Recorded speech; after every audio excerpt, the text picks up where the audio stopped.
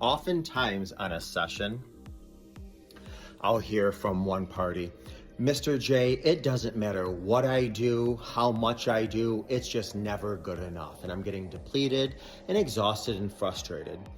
And oftentimes, let me just be very, very, very clear.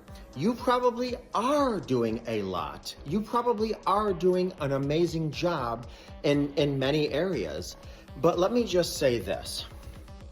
Take your hand, okay, and each digit, whatever you want to say, finger, thumb, represents a state of who we are as a person. So there's the mental state, the emotional state, the physical state, the financial state, the spiritual state.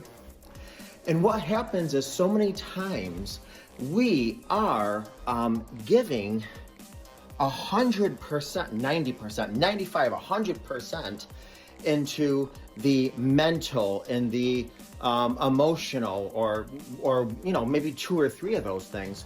But what happens is that if we only give 10% or 20% or even 50% into the other areas, then our spouse still feels a deficit. So I really want you to be focused, be mindful, maybe write down, what are my spouse's needs physically? What are their needs financially? What are their needs spiritually? What are their needs emotionally? Write down all of their needs. And then every morning or every night, or maybe preferably both, you pick up that and say, did I fill this gas tank? Did I fill these 5 gas tanks? And if both parties are doing that, then the chances for division and chaos dwindle significantly. Now, I don't want you to get frustrated because you're putting so much energy into so many areas and you're not getting the result you want. Just be more mindful of the other areas that you might be neglecting, of course, unintentionally.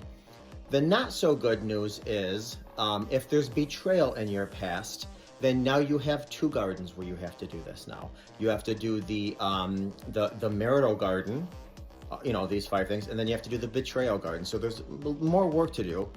At the same token, for the partner who was betrayed, you also have to make sure you're giving yourself both parties should be giving yourself these 5 elements as well.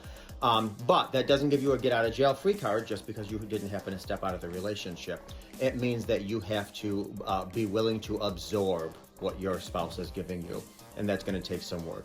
So the good news is that if you do these, they become such a habit where you don't even realize you're doing it, but the relationship is reaping the benefits profoundly, and you will see a complete change in your relationship before you even realize it.